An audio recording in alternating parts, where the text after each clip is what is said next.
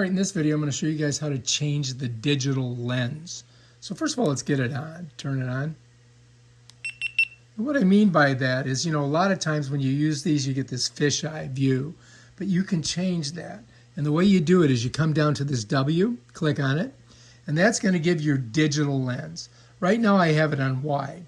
Wide's versatile field of view that's, it's good for everyday shots. That's what they're saying. If you want to see what that looks like, I would just click it here and I can give you an idea like that, right? But I'm going to show you a little bit better. Let's go back in here. Let's go down to the bottom. All right, this is a broad field, right?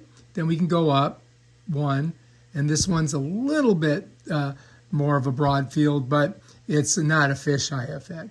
And then when you get here, you're starting to get into your fisheye effects, which is, what most people are accustomed to. Here's your super view. This is a very tall field. And then at the very top, you've got, this is called the hyper view. All right, so let's go back to the middle.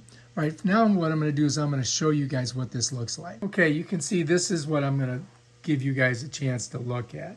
So here it is. This is the wide field. Now, if I go ahead and click on that, and I want to go down to the bottom, let's start down there. Now, this is your lowest one. And then I click here, and that gives you an idea of what that shot looks like. All right? Now, let's go back in here. Let's go up one. All right? So I'm up one, right? Then I click in the field here, and that gives you that shot, right? Let's go back. And it's telling you what it is each time. That's the W. I go here, and that's a little bit of fisheye, right? Let's go back. Let me go here.